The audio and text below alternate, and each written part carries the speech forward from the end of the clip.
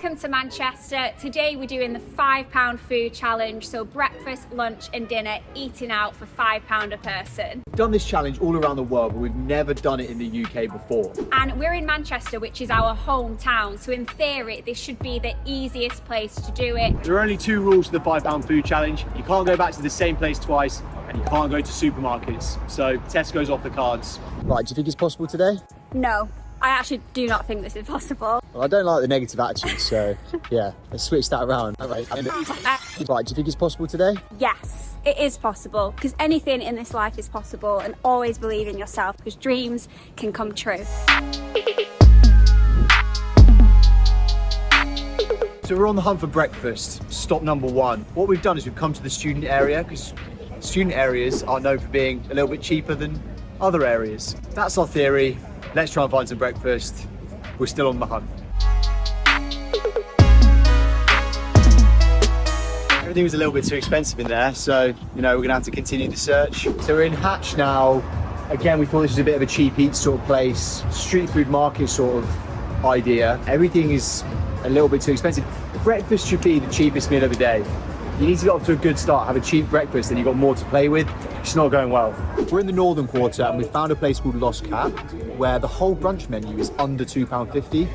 Sounds too good to be true, but let's get in there and see if that is the case.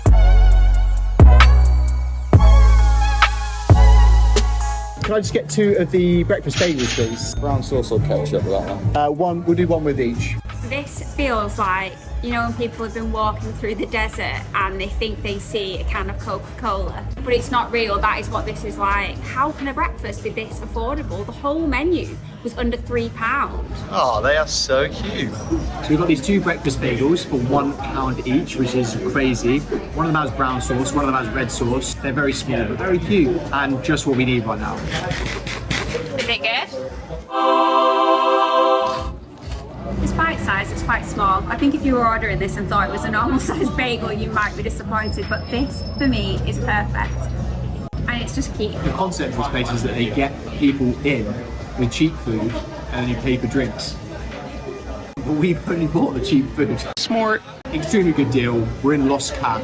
Do you know what? Highly recommended. Okay, so spirits are now much higher than they were, 20 minutes ago. We thought that we weren't gonna be able to do this, but we found an incredibly cheap breakfast, a breakfast bagel for £1 each. Spirits are high, let's go and find some lunch. I think we might have just been hangry, but yeah, I'm feeling confident now. I reckon we can do this.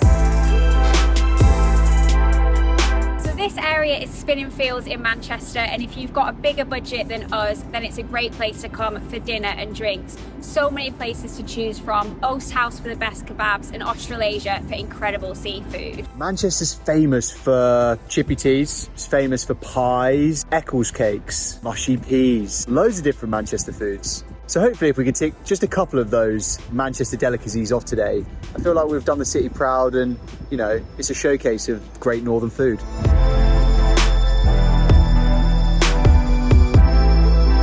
So we've headed to Wolf at the Door. Like we said, we live in Manchester, so we actually made a bit of a beeline for this place. We've been here before, and we know that they do a speciality dish here that is very cheap and very delicious. It is the £1 chippy tea bao bun.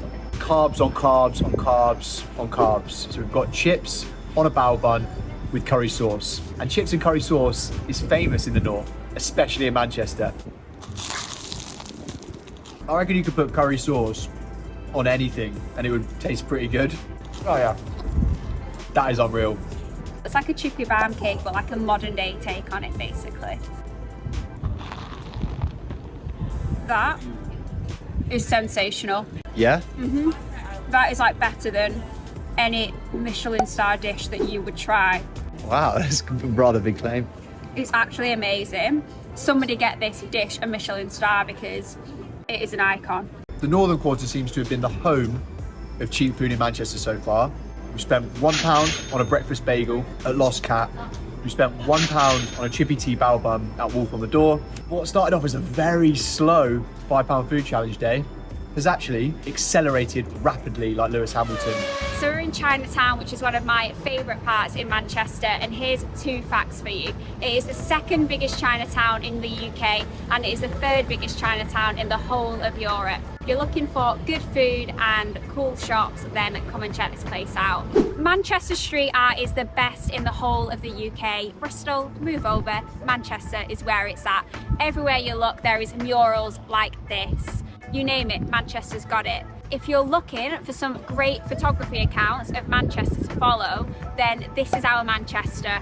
Just follow him. He posts amazing pictures of the skyline, of the architecture, of the street art. So we're heading out of the northern quarter now in search for dinner. Breakfast and lunch has been very successful.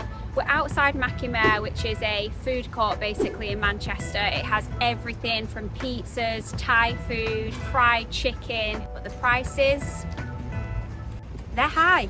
Manchester is made up of some very defined areas. We've got Spinningfields, the posh end. We've got Oxford Road, which is the student area where we were for breakfast, or tried to go for breakfast.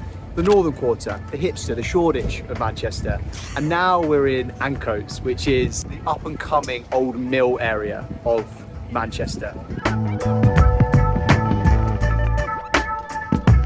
How you feeling? I'm feeling good because pizza is my favourite food in the whole world. And this is probably the best pizza. Oh, sorry, there was a pigeon. Hey, watch it. This is the problem with eating al fresco. Yeah, exactly.